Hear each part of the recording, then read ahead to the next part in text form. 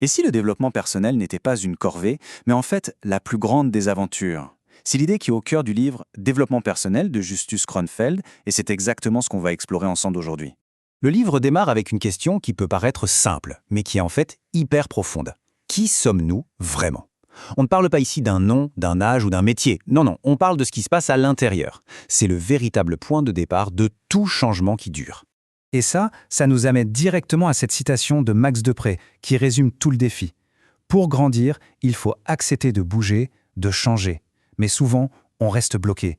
Bloqué par le doute ou par la fameuse « la meilleure excuse du monde, je n'ai pas le temps ». Alors, allons-y.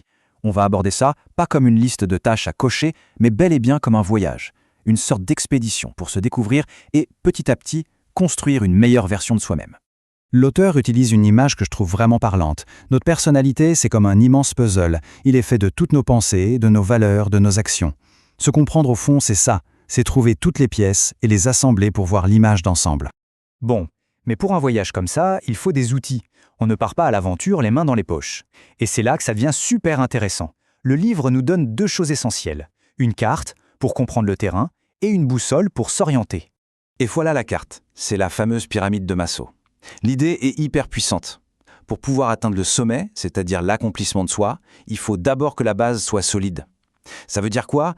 Que nos besoins fondamentaux, comme la sécurité ou le sentiment d'appartenance, doivent être comblés en premier. Ok, on a la carte. Maintenant, la boussole. Pour ça, on a le modèle Océan, aussi connu sous le nom des Big Five. C'est un outil très utilisé en psychologie pour nous aider à nous situer sur les 5 grands traits qui composent la personnalité humaine. Alors, le O, c'est pour l'ouverture à l'expérience. En gros, ça mesure notre curiosité, notre créativité. Est-ce qu'on est du genre à sauter sur la nouveauté ou est-ce qu'on préfère le confort de la routine? Ensuite, le C, c'est la conscienciosité. Ça décrit notre côté organisé, fiable, discipliné. Pensez à cette personne qui planifie tout, par opposition à quelqu'un de plus spontané, qui fonctionne plus au feeling. Le E, c'est l'extraversion. Là, la question clé, c'est où est-ce qu'on puise notre énergie? Est-ce que c'est au contact des autres, dans l'animation, ou au contraire dans le calme et la solitude? C'est toute la différence entre un extraverti et un introverti. On continue avec le A, pour agréabilité. Ce trait reflète notre manière d'interagir. Est-ce qu'on est plutôt dans la coopération, l'empathie, ou est-ce qu'on a un tempérament plus compétitif, plus direct? Et on termine avec le N, pour névrosisme. Bon, le mot peut faire un peu peur, mais il faut plutôt le comprendre comme la stabilité émotionnelle. Ça mesure notre tendance à ressentir des émotions comme l'anxiété ou au contraire à rester calme face au stress. Parfait. On a une carte, on a une boussole, on sait à peu près où on se trouve. Mais la question c'est, on va où maintenant? Un voyageur sans destination ne fait qu'errer. C'est pourquoi cette étape est absolument cruciale. Choisir sa destination, c'est-à-dire se fixer des objectifs clairs. Pour ça, le livre nous propose une méthode ultra efficace, la méthode SMART. Son but, c'est de transformer un vague souhait en un vrai plan d'action. Ça garantit que nos objectifs sont bien concrets et surtout réalisables. Regardez la différence, c'est juste énorme. Passer de « je veux être moins désorganisé » à « chaque dimanche pendant 3 mois je vais faire un planning détaillé », eh bien ça change tout. On passe d'une simple intention à une routine, une habitude. C'est là que la magie opère. Ok, on a la destination dans le GPS. Mais une voiture, même avec la meilleure destination du monde, n'avancera pas sans carburant. Pour notre voyage, c'est la motivation. Et on va voir qu'il y en a 2 grands types.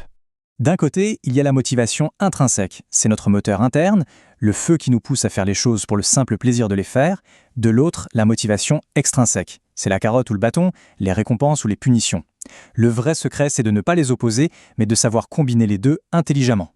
Une technique très puissante pour garder le moteur allumé, c'est la visualisation.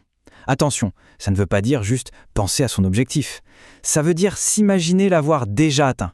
Le voir, l'entendre, le ressentir. En faisant ça, on donne un avant-goût de la victoire à notre cerveau et ça rend la motivation beaucoup plus tangible. Évidemment, la motivation, ça monte et ça descend.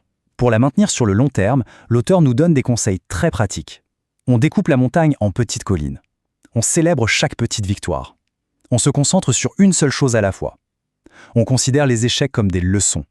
Et surtout, on n'oublie jamais de s'amuser en chemin. Bon, récapitulons. On a la carte, la boussole, la destination, le plein est fait, tout semble prêt, le contact est mis, et pourtant, la voiture reste à l'arrêt. Mais pourquoi? Qu'est-ce qui nous empêche de démarrer? La plupart du temps, le blocage ne vient pas de l'extérieur. Il est en nous. Ce sont ces histoires qu'on se raconte, ces barrières qu'on dresse nous-mêmes avant même d'avoir essayé. Et ces excuses, on les connaît par cœur, pas vrai? Il y a le grand classique « je n'ai pas le temps ». Il y a aussi le « bof, j'ai pas la motive ». Ou encore « je veux bien, mais je commence par où ?» Ce sont les 3 grands saboteurs de nos projets. Pour dépasser tout ça, au fond, il ne faut qu'une seule chose. Ce n'est pas plus de temps, ni même plus de motivation. C'est du courage. Juste assez de courage pour faire ce tout premier pas, pour enclencher la première vitesse et sortir du garage. Et on arrive à la fin de notre parcours. Toute cette exploration nous ramène à une seule question, très simple. Ce voyage intérieur, qui est sans doute la plus belle des aventures, commence toujours par un pas, un seul petit pas. La question qui reste, c'est: quel sera ce premier pas ?